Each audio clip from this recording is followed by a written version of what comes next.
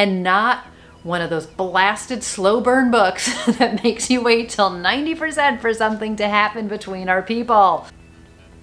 No, I don't want to say that. That's going to say something I don't want to say. If you take nothing else away from this video, you need to read this book. And let me just back up a minute. I don't play in the body horror sandbox. 4 months into the year, 1 book read. Look at me, look at me. Hi everybody, it's Audrey and welcome back to Chapter and Converse, and welcome to some recent reads. So, switching things up a little bit, I would even say this month. I would just say like now. So when I did my February wrap up, I had read a whole bunch of books up to that point. My March wrap up, let's try that again. When I had done my March wrap up, which is when I figured out I never filmed part 2 of my February wrap up, but I had read so many books and I was like, I just need to keep doing these mid-month wrap ups. And then I wound up reading 3 more books at the end of March, which is just not enough for a wrap up, I don't think. So we're going to talk about books I've read recently, which is books I read in the end of March and books I've read so far in April. And I don't know, maybe I'm just going to do it this way going forward. Maybe I'm just going to like check in every 5 books. I don't really know. We're just going to go where the wind blows. So I feel like a lot of my videos lately have been like what I want to read and what I read, and I don't know. I'm going to tell you about what I read. If you guys have been following along on the vlogs, there was one, or on Goodreads, or on Instagram, or in all of the places, then you will know what I've been reading and you will have heard me talk about some of these books. But in case you missed it, because I never want to assume everybody watches everything, I'm going to dive in a little bit more to some of these books. So first book I want to talk about is One of the Good Guys by Araminta Hall. So I was reading this in that vlog that I did, and it was a quick audiobook. I wound up reading it over the course of that vlog, and this was a book that I was struggling with while I read it, in the sense that it was like unsettling and it was dark and there's some heavy content to it. And I wasn't struggling with reading it because I was enjoying it, but I definitely was struggling with the story because I feel like I can't talk about what it is without spoiling stuff. I feel like that was a loud horn. I feel like it is kind of ripe for conversation. So it brought a lot of things up to think about, I feel like, is where my struggle was, because it was really, I was having a lot of conflicting feelings about things that people were doing in the book. So this book, you're like, what's it all about? This is about, so we get some multiple POVs. One of our main characters is Cole. So the book opens with him. He is in the midst of a really bad divorce with his wife, Mel. He winds up leaving his job in London and moving to the southern coast of England, and he becomes a wildlife ranger. So he is just trying to like escape his past life, kind of pull it back together again, deal with the fact that he's going through this divorce, deal with everything that was happening in their marriage. And early on to him moving there, he winds up meeting a woman named Leonora, who has also recently moved there. She's an artist. She lives in a cottage nearby. She is also living alone. She is also sort of at a little bit of like a turning point in her life, and they develop a friendship. And then we have these 2 women, Molly and Phoebe, who are on a live streamed hike that they're going on as a women's march. They are kind of dubbed as feminist activists, and this is part of a domestic violence fundraiser that they are working on. So this is taking place kind of up to New Year's Eve, and they wind up going missing. So we start to get police investigation, we start to get questioning about stuff, and who has interacted with who would want to harm these women. And it's all happening in this very tiny community where Cole and Leonora live. We wind up getting multiple POVs. I hesitate to say much more than this. And what's very interesting about this, so like you're seeing stories from different angles, which I always love, and not wholly in like a 56 Days Katharine Ryan Howard where the same scene plays out in 2 different perspectives, but you are getting reflections on the same scene from multiple characters. And then we are getting some media woven into it, some news reports, because again, these 2 women have gone missing. There is, I don't say heavy in like a heavy-handed way, but like a heavy reminder of kind of the pitfalls and pluses of social media, of what you are seeing in social media, where the news kind of runs with the story. And I thought it was a very interesting take. There's a lot of messaging in this. There are some trigger warnings in this. One of the other books I'm going to talk about, I'm like, all the books I'm going to talk about, most of the books I'm going to talk about have some dark subject matter in them. Just know that going in, you can look up what the trigger warnings are. I hesitate to voice them here always because for some people, trigger warnings are spoilers. For some people, they find that they are plot points, like, and not everybody wants to know what they are. So again, I would direct you to Goodreads or to author sites to find out what trigger warnings are if you have any concerns there. But I enjoyed this book. This was my first Araminta haul, and she wrote Our Kind of Cruelty, which Gillian Flynn had blurbed. It was kind of, I don't know if it was compared to Gone Girl. There was that era where everything was compared to Gone Girl. I haven't read it yet. I feel like it also has like a Joe Goldberg vibe to it, maybe. I feel like I'm also maybe making that part up.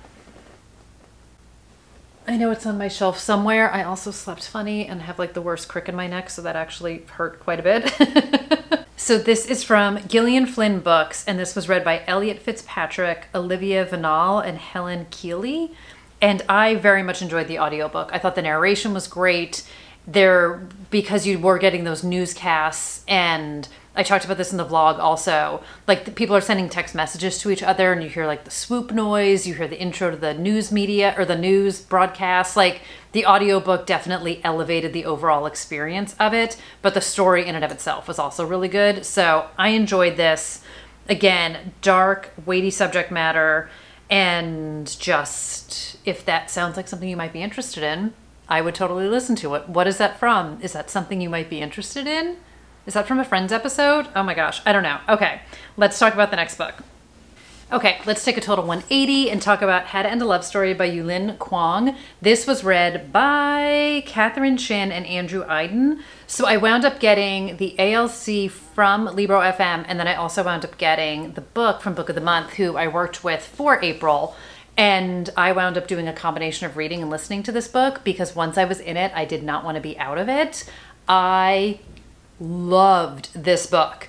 So I mentioned this in another video, but to the subscriber who asked why I never like give star ratings to books, because I have such a hard time, I feel like, fully expressing what the different stars maybe mean, and my feelings just don't slot into categories. But a 5-star book is a 5-star book, and this is a 5-star book for me, which is, I absolutely loved it. Every moment of this book was pure joy for me. I can't wait to reread it. I love these characters. I didn't want it to end. The writing was fantastic. Everything about this book was everything I want in a book, and I loved it. Loved it, loved it, loved it, loved it. That is what is a 5-star for me. I love this book. I loved it so much. I loved it so much more than I expected to. Debut novel. She is a screenwriter. She is a director. She is adapting People We Meet on Vacation by Emily Henry, and she is the writer-director for Beach Read. If you are a fan of Emily Henry, I think you will be a fan of this book. Very similar in terms of tone, wit, humor, levity with weightiness, and steam. Steam, steam. So good. And not one of those blasted slow burn books that makes you wait till 90% for something to happen between our people. So I love that. Thank you, Yulin, for giving us some, and then some more, and then some more, and then some more. I loved it so much.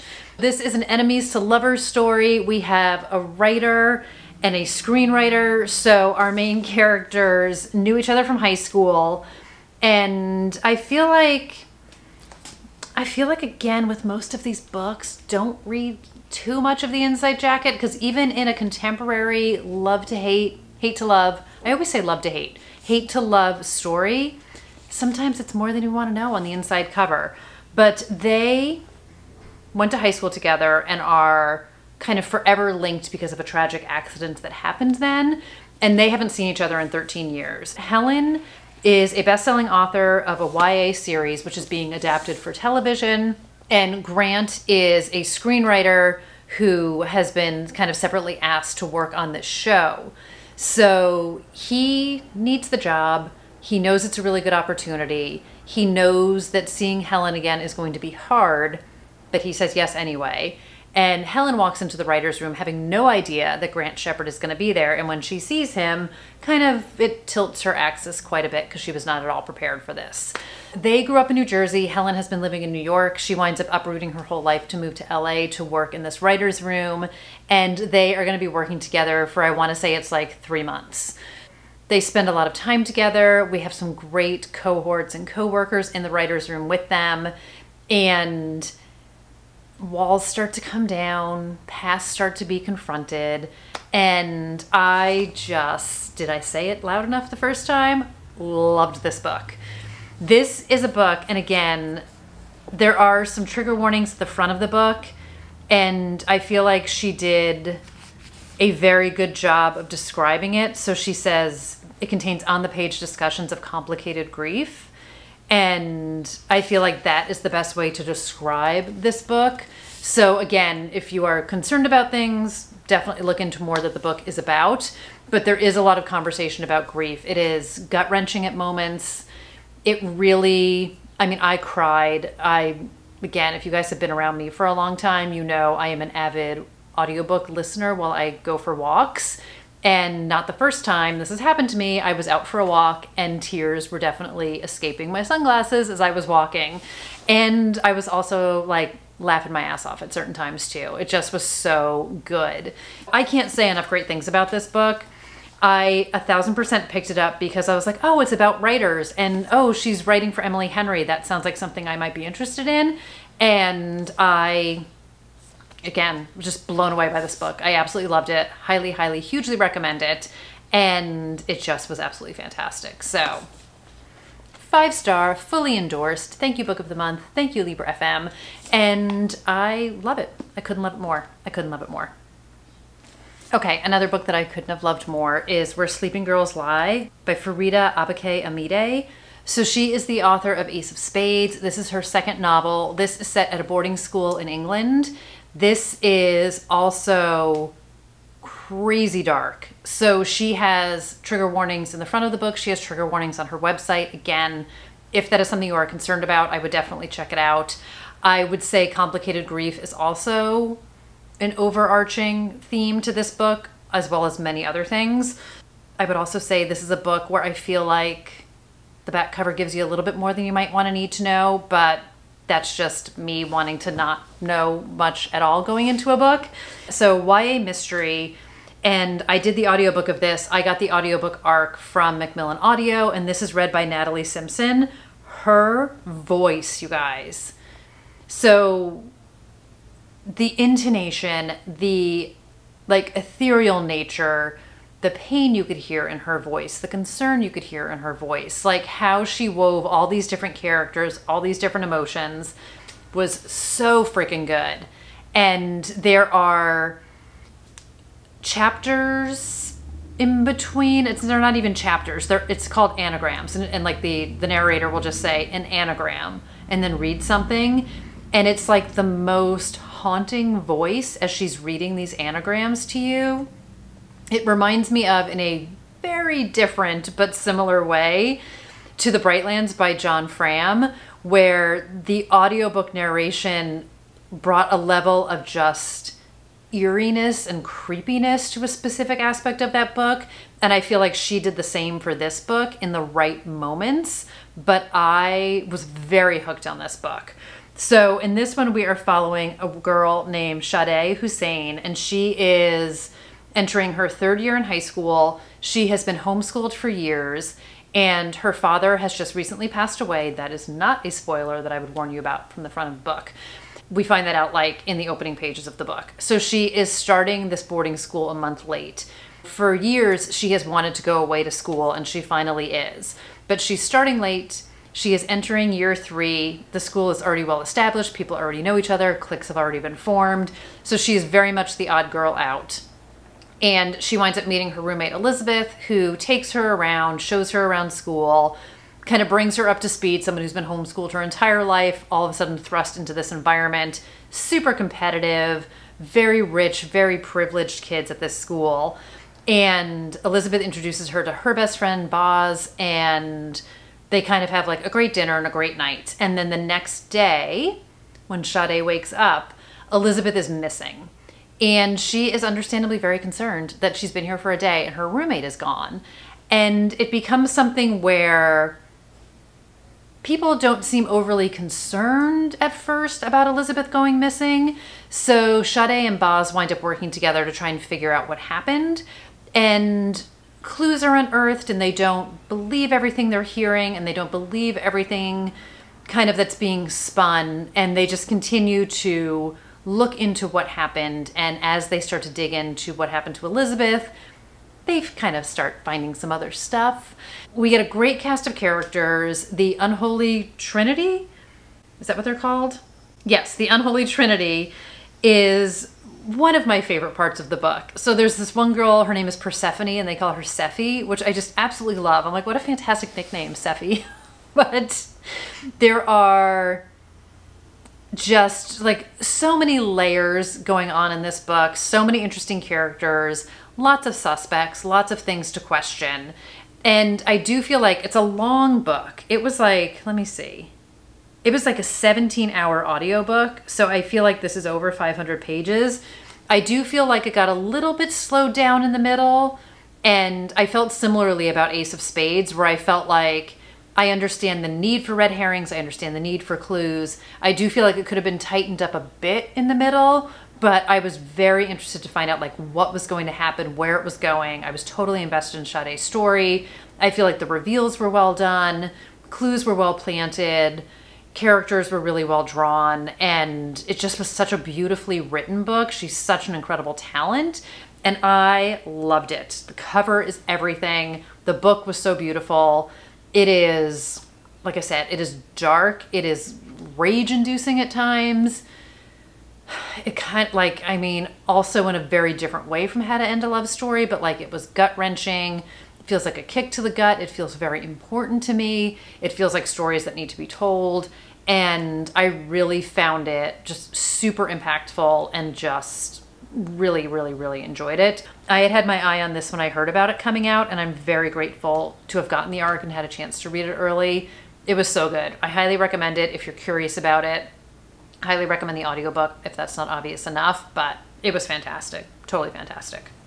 Okay, so the last book I actually read in March was Pretty Things by Janelle Brown, and I have had this book probably since it came out because it's the hardcover. And I had heard about this book kind of, I feel like time and again on Kate's podcast. And let me just back up a minute. It came out in 2020. And I finally picked it up. So I feel like my February and March reading, I feel like the second half of February and my March reading was like a little bit weird in some ways. I was very much having a hard time deciding what I wanted to read, and had like a bit of overwhelm with too many choices. And then just, not that I was making bad choices, but like nothing was clicking right away. Like there was no book. Like sometimes you just know what you want to read, and other times you're like, I don't even know where to begin. So I wound up picking up Pretty Things, and this was a much slower burn than I had expected, which I think is partially why it took me as long as it did to read it. And it did take me a while. It's also a lot of book. I want to say it's like almost 500 pages. 470, 480. I think I could find the last page of the book to tell you how many pages it is. 478. So it doesn't make it good, bad, or otherwise, but I feel like I needed a quick win, and I thought this was going to be super fast paced, and it was very much a slow burn for me. So it was not the quick win I was looking for, but I ultimately enjoyed the book. So this is kind of a con artist grifter book, which I do very much enjoy. And I was thinking it was going to be like Stone Cold Fox, but it was not. But again, similar but different and totally fine. We have two wildly different women. So we have Nina and Vanessa. Nina was kind of raised a grifter. Her mom sort of taught her her ways about how to get in with men, kind of how to hustle them, how to maybe take their money.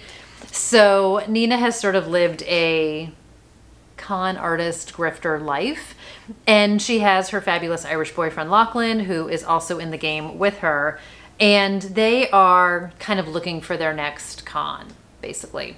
We have Vanessa, who is a privileged young heiress who wanted to make her mark in the world. And she is an Instagram influencer. She's just been like everywhere and then some. And she's had a lot of tragedy in her life. So after her engagement ends and some tragedy strikes, she winds up returning to her family's mansion in Lake Tahoe. And Nina and Lachlan wind up kind of posing as guests to come see Vanessa in her giant estate mansion in Lake Tahoe. We wind up getting multiple POVs in this, and I enjoyed, like, it's not an every other chapter situation, so I enjoyed how the POVs were done, and I ultimately enjoyed the present day story. So we get dual timelines, so we get to hear all about Nina's background and how she got to where she is, and then Vanessa's background and all the things in her life and how, like, she got to where she is. And I think what slowed me down is that it wasn't a present day past timeline alternating chapters. It's like we were present day and then we spent a hunk of time in the past, and then we were present day and then we spent like another hunk of time in the past, and then we were present day. I am definitely someone, and I have heard authors talk about this, I have heard other readers talk about this, where in dual timeline books you tend to like one more than the other. And often you're like, okay, I know we need to go to that timeline, but take me back to where I was. And I am as guilty of that as anyone else. And as someone who is writing a dual timeline book, don't think this is not in my brain at all times. But I was much more interested in the present day timeline of this book. So I understand why elements of the past timeline were necessary to tell the story, but I don't know that all of it was. So again, I felt bogged down in some of the past timelines, if that makes sense, for a lack of a better way to describe it. I was all in for the present day storyline, and I was all in for what our characters were doing, and I very much enjoyed that part of it. Like, it's a dark and messed up people doing dark and messed up thing kind of a book, and I loved that part of it. I would just say, know that it's a slower burn going in, not a traditional every other chapter kind of past and present timeline. And again, it doesn't make it not a good book. It just, I feel like it was not the way I wanted it to be told, which is a totally unfair critique of anybody's book. Elements of the past, totally necessary, really lived for the present day timeline, and ultimately enjoyed the writing of the book. Like I said, enjoyed the characters of the book. And again, reveals were done well, breadcrumbs were sprinkled well. I liked how the timelines... No, I don't want to say that. That's going to say something I don't want to say. I liked the book. I was going to say something in particular, and then I realized, no, that's something you don't want to know. So I do feel like this is probably safe to read. The inside jacket doesn't really give anything away. But yes, their lives intertwine and bad things happen. But some good quotes in this book, some good characters in this book for sure.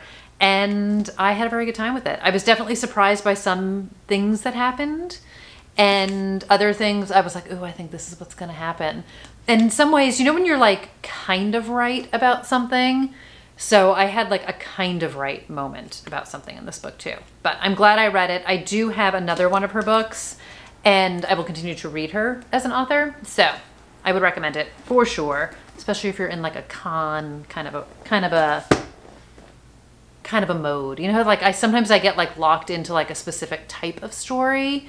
And I feel like after reading Social Creature last month, which kind of has like that Ripley con artist vibe to it, and Follow Me had the influencer vibe to it, like there are strings that sometimes attach, or like that will connect to book for me, where I'm like, ooh, I kind of like this part, maybe I'll pick up this. And that was one of my 12 and 24. So one down, 4 months into the year, one book read. Look at me, look at me. Okay, so next up was one of my most anticipated books of the year, and this is Island Witch by Amanda Giatissa. This was another super slow burn. I feel like I unintentionally am like the queen of the slow burn. So A Step Past Darkness by Vera Kurian was super slow. Pretty Things was slow. This was slow. I'm not like a slow girl when it comes to my books. So I had heard ahead of time also that this was slow, but it wasn't going to make me not read it, but it's real slow, you guys. So again, just know that going in. I was a massive fan of her debut, My Sweet Girl. I really enjoyed her second book, You're Invited, which was the destination wedding. And I was going to pick up and read anything that she wrote. So this actually wound up getting gifted to me from Berkeley, which I was super excited about. But it was on my pre-order list. So again, I was getting it either way. And this is a huge departure for her. I feel like Vera Kurian's second book was a bit of a departure for her. And I'm always a fan of an author who's trying something new, who's going after a passion project. This feels like a very personal book to me for Amanda Giatissa. And I think that's fantastic. Like, write the book you want to read, write the book that's missing from the shelf, write what you love. So this one is set in 19th century Sri Lanka. And this has a lot of folklore, witchcraft, a very small town being terrorized. And it is not a surprise to tell you guys that historical timelines are not my thing. If there is a contemporary timeline and a historical timeline, I am often okay, but a strict historical timeline is usually never something I'm going to pursue. But again, in the name of authors I love, I pursued it. So this is all set in a historical timeline. So another big theme in this book is the impact of colonization, about religion, about violence against women. So she makes a point in her author's note to say this is not a history lesson, but also ignoring the terrible things that happened is not something that she could do. So there is, I think, historical information in here, but again, not history lessons, but more of the impact that it had. So in this book, a series of very violent attacks are taking place against men in the jungle.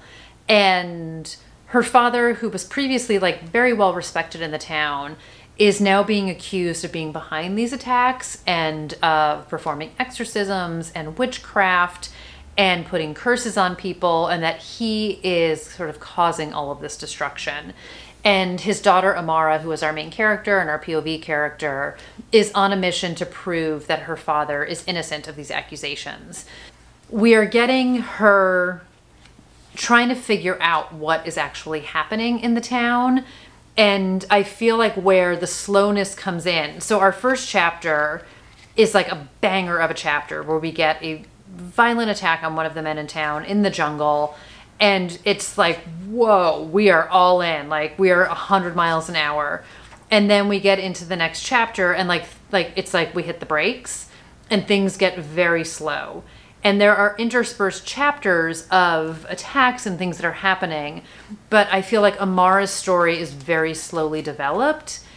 And it just takes a while for us to get to her finding things out, if that makes sense.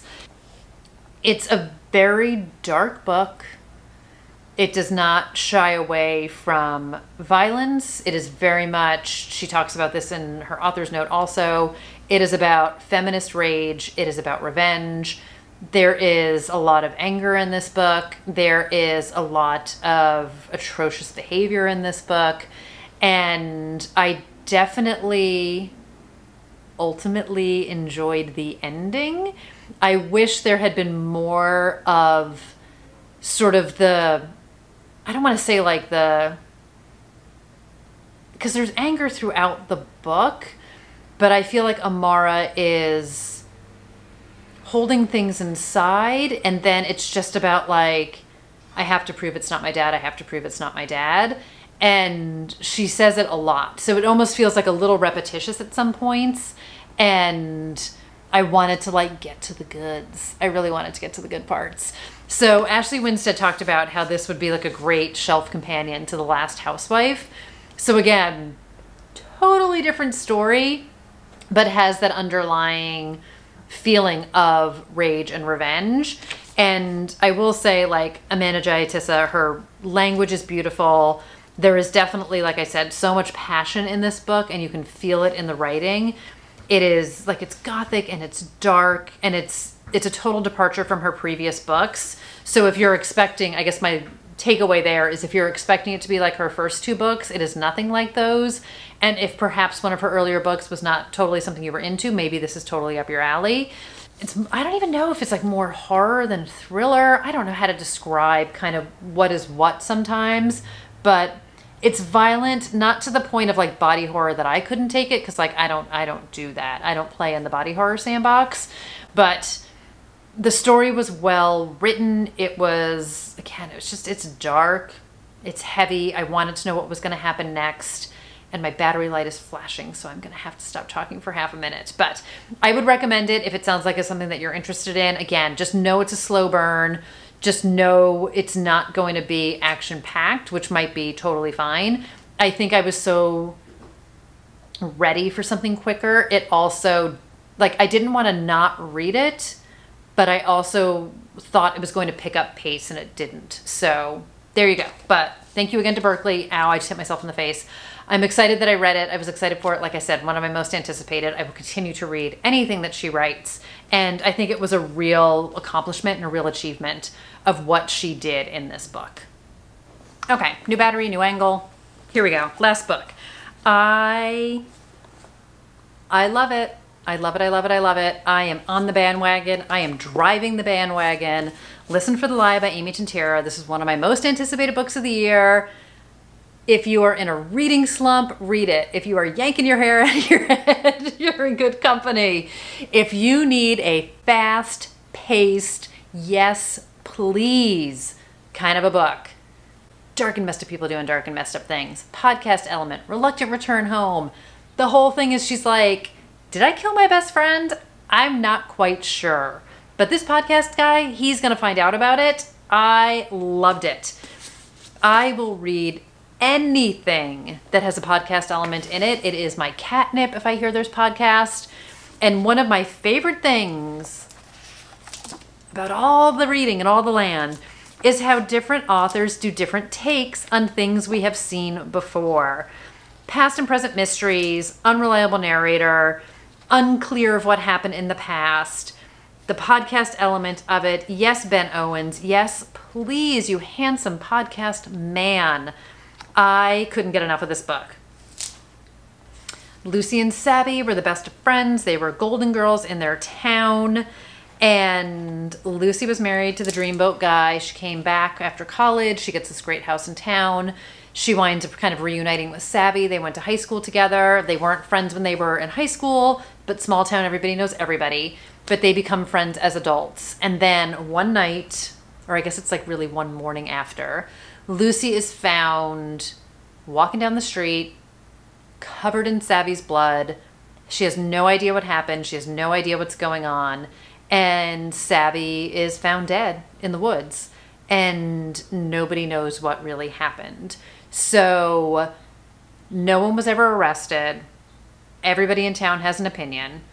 Lucy wound up leaving town to go to LA, but then we fast forward a few years and there is a podcast that's trying to solve it. And Lucy winds up kind of making that reluctant return home because she also wants to know the truth, kind of no matter what it is. And we get all of the great town dynamic. Not everybody's jazzed to see her. And we get some complicated family relationships. We get the, like I said, Ben, the beautiful podcast host who's trying to get answers. And it is complicated. And the opinions are complicated. The characters are complicated. It was just so good.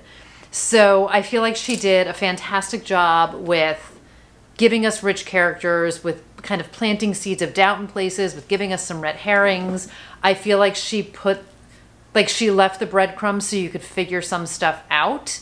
And I just think she did a great job of keeping you guessing, but played 1000% fair. And I just loved it. I loved Lucy as a character.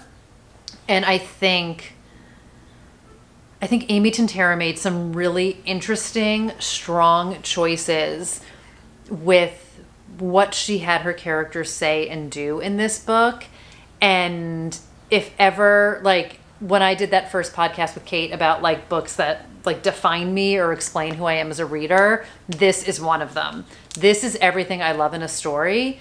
And I had actually received the audiobook arc of this, and I heard so many people say it was good, but I really wanted to physically read it. So I did physically read the book, but I am definitely going to go and listen to the audiobook arc because I can see how, or I should just say the audiobook at this point because the book is out. I can see how the podcast probably reads amazingly because he's interviewing different people in town. He's getting everybody's perspective on things. And it's also one of those books. So again, 5 star, 5 star, 5 star. As soon as I was done, I wanted to read it again. I wanted to dissect the heck out of it. I am also excited to go back and read it as a writer and not as a reader enjoying the story, because I think the way she managed to craft so much into what felt like a compact book, 340-ish pages, compared to like some of these longer books that I have read. But she accomplishes so much. Like nothing's missing. Nothing's missing. It didn't feel skinny. It didn't feel skimpy. I feel like so much is packed into this. The characters are well developed. I feel like we really knew who these people were. And I just am so impressed with this book. So this is her adult debut. She has written several series for young adults. And this is the first, this is the first book of hers that's on my radar. I can't wait to see what this woman does next. And I just think it was absolutely fantastic. So if you have not already read this, go read it, go read it, go read it. It is so good. It is so good. So good. I'm so excited for this book. So there you go. There you go. Yeah, deliciously dark is what Alice Feeney says about it. It's just, This reminds me of a Peter Swanson book, and I talked about this some point last year when I had this aha moment of like, go all in, holding nothing back, going for it completely. And that is like exactly the kind of writer I want to be. Be fearless on the page, be fierce on the page. And I just think she just completely blew this one out of the water. Just absolutely amazing. Loved everything about it. And you need to read it. You need to read it. If you take nothing else away from this video, you need to read this book. So there you go with some recent reads. So we're crossing over months. Look at me doing strange stuff here. But let me know what you have read recently. Let me know if you like this kind of like every few book format rather than like a monthly one. I don't know. Like I said, maybe this is the only time I'm going to do this. Maybe I'll do this more often. I'm just trying to find a filming rhythm that works with my writing rhythm and not sacrifice either. And it's not easy to always stick to a filming schedule when there's so many other balls in the air. So anyway, I don't want you guys to miss out on content, and I don't want to have to wait till the end of the month to have to talk about books. So this is how this video is. It's already done. You guys know what's happening. All right, let me know what you're reading. Let me know what you're doing. Let me know how you're faring with this up, down, all around weather that we've been having lately, at least in New York. And let me know anything else you want to let me know. So I'm gonna go, and I will see you guys in the next video. Thanks so much for watching, for being here, for all the fun stuff, and I will see you guys very soon. Bye, everybody.